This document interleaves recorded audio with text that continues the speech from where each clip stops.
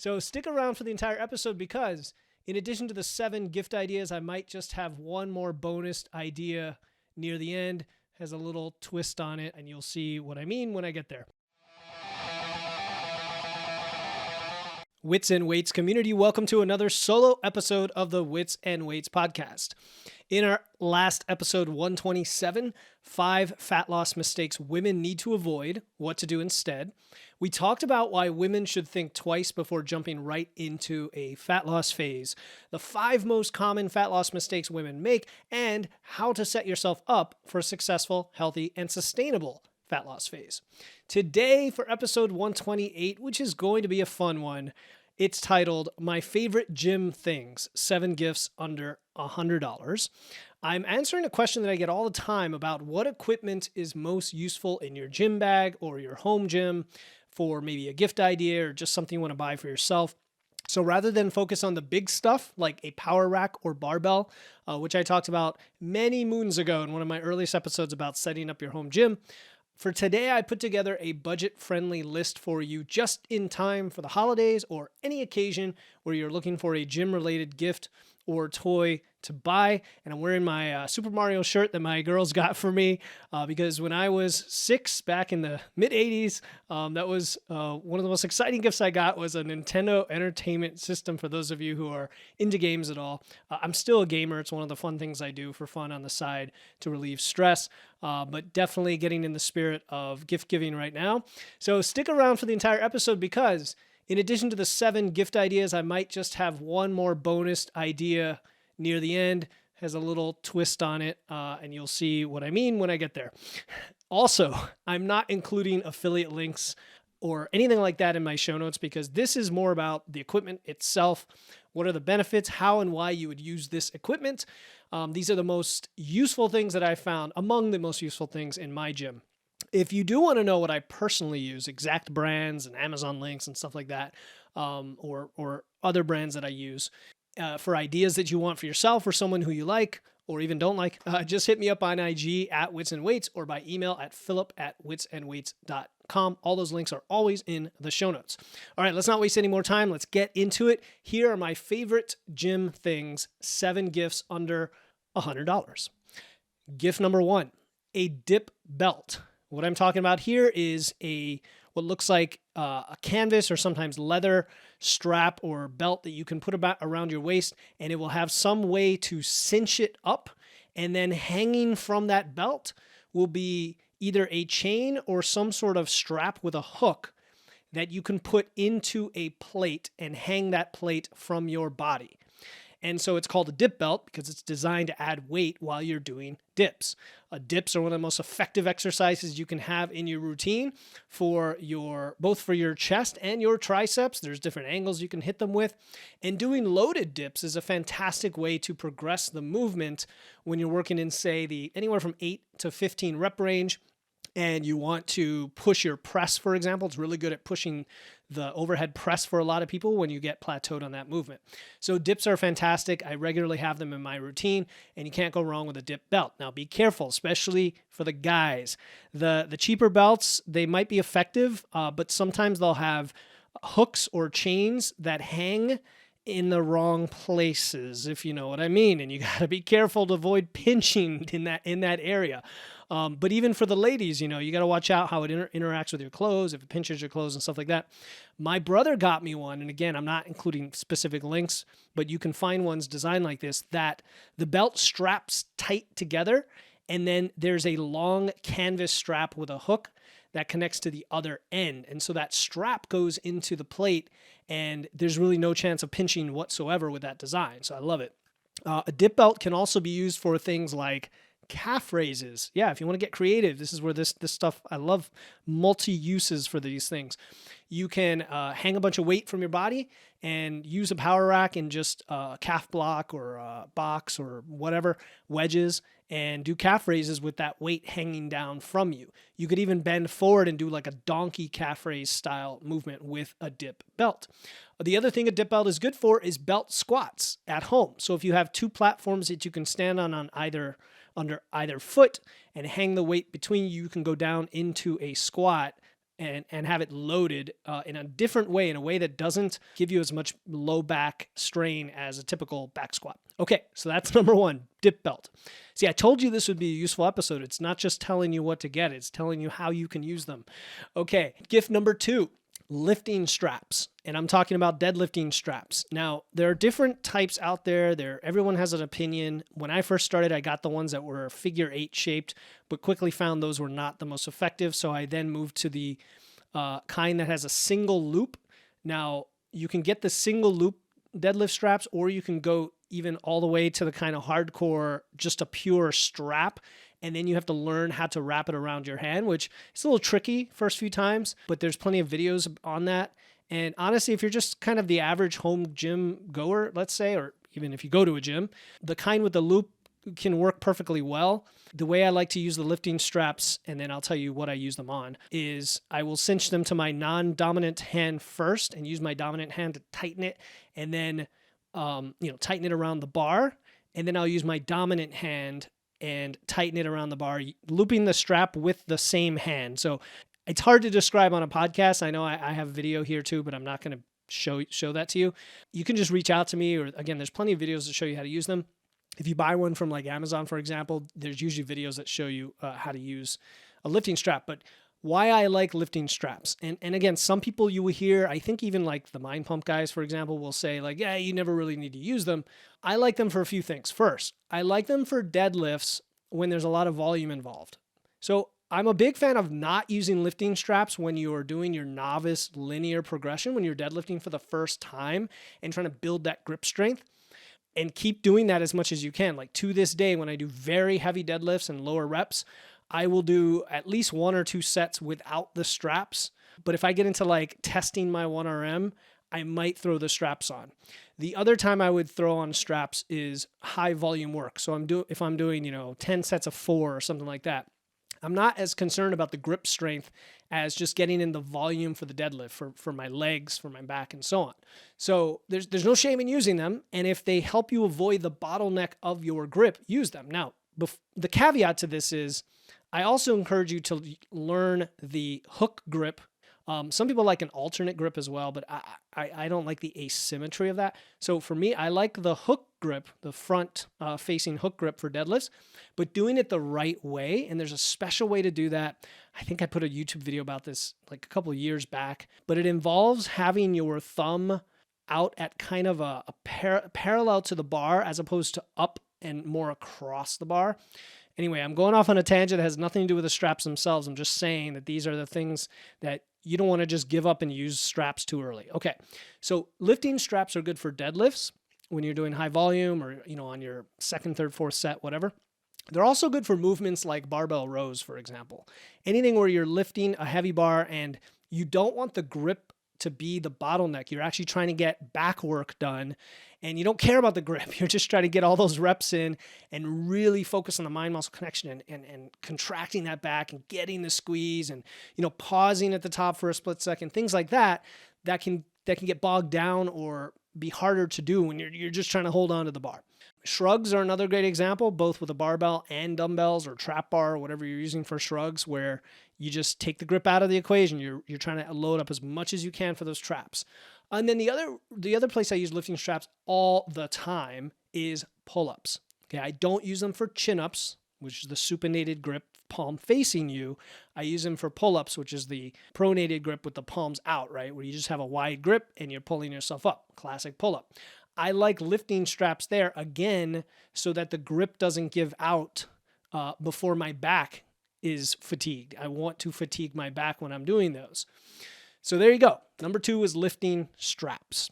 Number 3 this is kind of a multiple gifts in one idea. Any power rack attachment. So this is generally going to refer to a home gym. I suspect if you go to a regular gym where you know what the rack dimensions are and they allow you to bring in some sort of attachment, great, but this is mainly for a home gym. And what I'm thinking about here are things like J hooks. So a J hook is the hook that holds the bar when you rack the bar. And when I first got my power rack, I had one pair and it wasn't enough because I wanted to have a couple bars on at a time, or I wanted to leave hooks in place So I didn't have to kind of figure out where they go. And so I might have 2 or 3 pairs of hooks all over my rack. So those are J hooks, and there's different designs of those. There's the kind that are just like a small piece jutting out, and then they have ones that have like a big back piece against the rack. So when you slam it into the rack, you're not scraping the rack's metal. You're putting it right on the hook, etc. So J hooks, a landmine attachment, which can go on the bottom of your rack.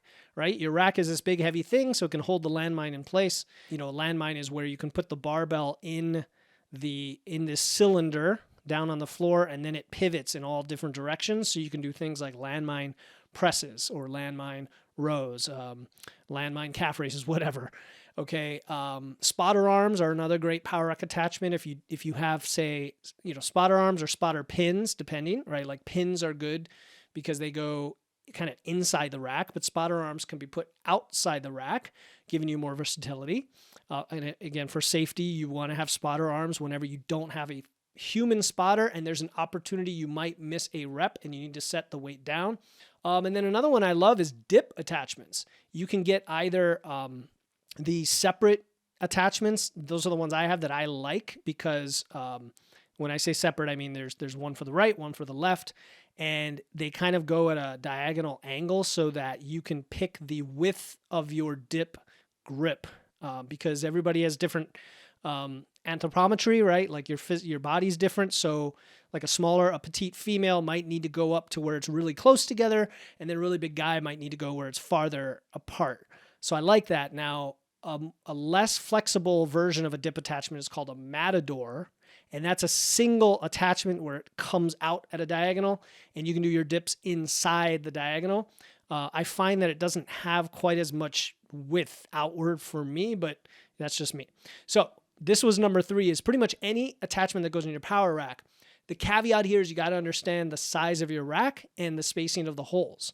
So for example, I have a small 2-inch by 2-inch, right? I wish I had a bigger one or Rogue or something, but it's the one I've had since I started lifting and it works just fine. But it's 2-inch by 2-inch, so I need to buy 2-inch attachments. And if I buy one that isn't made by the manufacturer of my rack, the whole spacing may not work.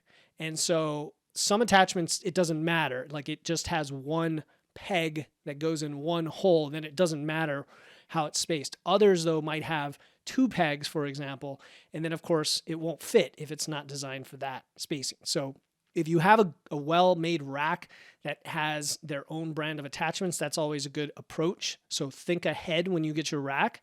But otherwise, there's plenty of generic attachments that will still work with most racks. So I think, yeah, those are the ones I can think of for that. Gift number 4 is getting a 12-inch plyo box. Plyo meaning plyometrics, meaning jumping. But this is not for plyometrics. Okay, I'm not going back to CrossFit here. A 12-inch box. I like 12 inches and not 18 inches, for example, because 12 inches for most people will allow you to get into a below parallel squat when you're doing box squats. So if you haven't progressed to that point, if let's say you're brand new and you have mobility issues and you're using boxes to progress to your squat and you're at a high box now and you're eventually going to get to a low box, the 12-inch box is the ultimate goal, right? To get you below parallel. And it's also low enough that if you need it a little bit higher, you can always put it on a 45-pound plate, for example, or put it on a mat to bring it up a little bit. But if it's too high, if you buy too high of a box, you can't lower it, right? So definitely get that 12-inch box. I have one that's metal and it has like a rough textured, kind of reminds me of like sandpaper or stucco, or it's a very nice high friction textured top, which is, a no slip top. And I use it for box squats. I use it for step ups. So like if you do barbell or dumbbell step ups, you could use it for calf raises. So think of a step, but now you're up, a decently high height. So you can go deep in the stretch at the bottom. And then you could use it as a platform to get up onto things. So if you're kind of short and you need to get up to the pull-up bar, you could use it to get yourself set up or to get up and do, hanging leg raises or I don't know, anything. Just use it as a step, right? So I really love having a box. Now, if you get a second box, you could then do the belt squats that I talked about with your dip belt. Okay, I actually don't even have a second box. I keep thinking I should just get another box so I have that option. So maybe that's a gift that I will be asking for here. All right, so that's the 12-inch plyo box. And I like the trapezoid shape, by the way. I feel like it's just more structurally sturdy, like it's not going to tip over. All right. Gift number 5 is Microplates. Oh, these are super useful. Okay. Microplates both for barbells and dumbbells. Even if you go to a gym, there's a decent chance they will not have these. They might have the 2.5 pound plates, which are a definite must, okay, in any gym, so that you can go up by 5 pounds. But what I'm talking about are the little plates that are in increments of a quarter, a half, 3/4, and 1 usually, or maybe also 1.25 pounds, so that you can get, when you double it, you get, say, a 2 pound jump or 2.5 pound jump or a 1 pound jump. So it's a way to increment and progress on a barbell in much smaller increments. That's the barbell microplates. And those are simple. They just look like, smaller discs, small plates with the 2-inch hole in the middle. Dumbbell microplates, there are a lot of different types of those. I've talked about these. Well, actually, I don't know if I have on the podcast. I did a video a long time ago, but you could get either the magnetic type that will go on the cast iron dumbbells and they just snap on, or the ones I like are they're by Micro Gains. And I have no affiliation, and I think Gains has a Z. These discs that they remind you of like Pac-Man, but they actually don't really have as open of a mouth as Pac-Man, and they snap right on to the handle of the dumbbell. And so you could get 2 pairs of 1.25 pound each. And if you do the math, 1.25 plus 1.25 is 2.5 pounds. Now you could take a dumbbell, add 2 of those plates, and you get an increase of 2.5 pounds. Since in the gym, most dumbbells go 5 pounds at a time, right? You go from 10 to 15 to 20 to 25. Well, if you are going from 10-pound dumbbells to 15-pound dumbbells, that's a 50% increase. That's a lot. Even though, you could say, oh, they're only 10-pound dumbbells, but it's all relative. So adding those microplates will let you go up from 10 to 12.5 and then eventually to 15, and they snap right on. And if you have adjustable dumbbells, some people find that when you put these microplates on the handle on the inside of the weights, it's too tight of a squeeze for your hand. Like my wife tried this out and she was fine with it because she has smaller hands, but for me it like squeezes both sides of my hand. The trick there is to simply snap the microplates onto an empty part of where the discs are. So again, we're talking adjustable dumbbells. You're going to have like empty slots when you take the dumbbell out, unless you're at the max weight, in which case you're probably not going to need the microplates. You usually can snap it right on to the spindle, if that makes sense, where one of the empty slots is. That's the way I've done it. So microplates can be hugely helpful in not making excuses about why you can't progress your weight. Okay. Number 6 is a deadlift jack. Now, I think I heard about this first from Juji Mufu, right? Crazy guy. If you don't know who that is, look him up. But anyway, I think, and the one he used was this fancy name brand one that looks like a hook and everything. I was cheap. I just went, again, online and just like Googled it and found a cheap deadlift jack. Whatever works, folks, right? Like perfect is always the enemy of the good. So if you want the whiz bang, more expensive one and it's a little more convenient, go for it. If you've got the money, great. If not, any deadlift jack will work. The way a deadlift jack works, it's very simple. You can position it under the barbell and just flip it up and kind of angle it up just like a jack, like as if you're jacking a car up to change the tire. But it's not hydraulic or anything. It's just a simple wedge, if you will, that's at an angle that when it's under the bar is just above the ground. And now you can put the plates on the bar without having to shimmy them on or, all the fun dances that we do trying to get a plate on the bar for a deadlift. We are like scooching and holding it with one arm and kind of jimmying it on. This just holds it up in the air, a few more inches, clears it from the ground so you can slide the plates on, and then you can bloop, drop the jack down, get your foot out of the way, drop the jack down, do it on the other side, same thing. And then when you're all done, now when you've got your 405 or your 495 pounds, right, because you've been progressing your deadlift and you've got 4 45s on each side, you could just stick that jack in again and then slide them right off without all the crazy dancing. Okay, so a deadlift jack, you might not have ever thought of it before, but it can be an extremely useful piece of equipment anytime you have to load up a heavy barbell on the ground. Okay, gift number 7. Now, this is the last gift, but then I hinted before, I'm probably going to have a little bonus gift in here. Gift number 7 is wrist wraps. So this is different from lifting straps. Remember, lifting straps, I don't know if I thoroughly described what the heck they were earlier, but lifting straps allow you to put straps around a bar and have a better grip, with the bar so you can avoid slippage. Wrist wraps, they actually wrap around your wrist, just like they sound. And most of them have a little loop that goes on your thumb, and then you can start to wrap it around. Now, the biggest mistake people make, and I made this myself for a long time, is they will wrap it around their wrist. And you're like, wasn't that the point? Well, where on your wrist are you wrapping it? Most people will start to wrap it where the base of their hand meets their wrist. You actually want to wrap it where part of the wrap is over the base of your palm. So it should practically clamp up your thumb to your hand when you wrap it nice and tight, where it's like a little cast, so that it's connecting your hand to your wrist and they cannot bend. Like, you don't want to be able to bend your hand. That's the whole point of wrist wraps. Wrist wraps keep your wrist neutral from your fingers all the way through to your forearm.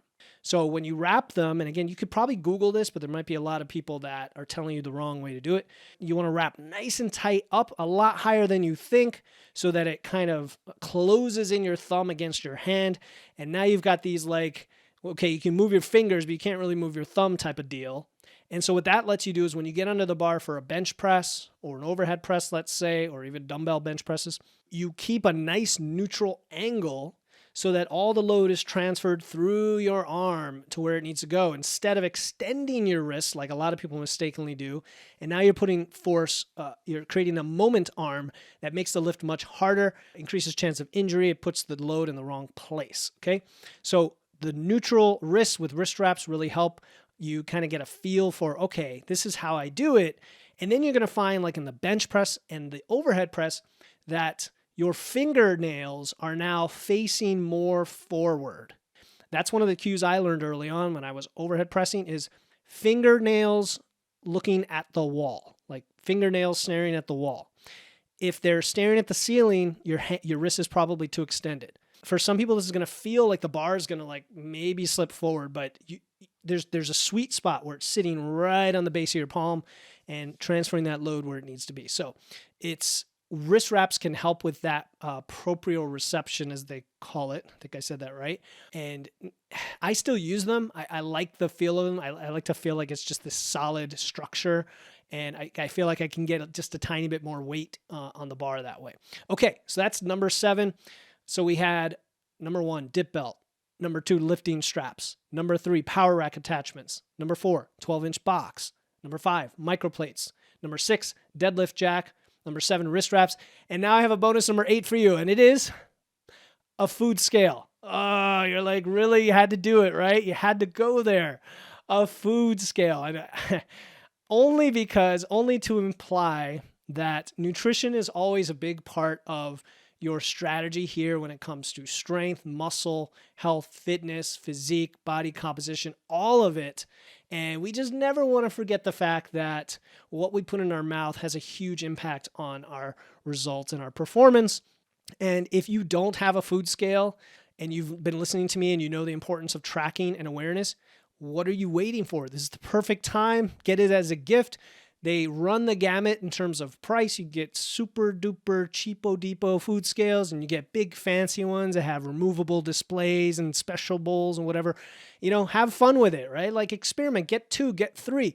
I have 3 food scales. I have a big fancy one. I have a little one for kind of the table to the side, like the snack table, just for convenience. And then I have a tiny travel food scale, which I rarely use, I'll be honest. But if I ever want to pop it in my jacket or pocket, it's there if I need to use it. So food scale is the bonus item for your gym, because again, the gym, only means so much when you are not fueling properly. And when you are fueling properly, then your results go through the roof. All right, I hope you enjoyed the list that I put together for you. And as always, you can reach out to me anytime at any of the links in the show notes if you have questions about these. Any other questions for the podcast? I do occasional Q&A episodes. Or if you just want to chat about what's going on with your health and fitness journey, I love meeting people. I love having honest, authentic conversations. So if you just want to bounce ideas off me, if you want to share what you're going through, I'm all ears. I'm here for you anytime you need it. In our next episode, 129, why passively consuming my podcast is getting you nowhere, with Carl Berryman. Carl is back for his third appearance, this time to talk about how to implement the content you're consuming to integrate it into your life, rather than being a bystander and constantly binging podcasts without taking action. And you know who you are. So many of us do that. He'll share his mental muscle up formula that I will be using myself over the next few weeks so you can do this yourself. As always, stay strong, and I'll talk to you next time here on the Wits and Weights podcast.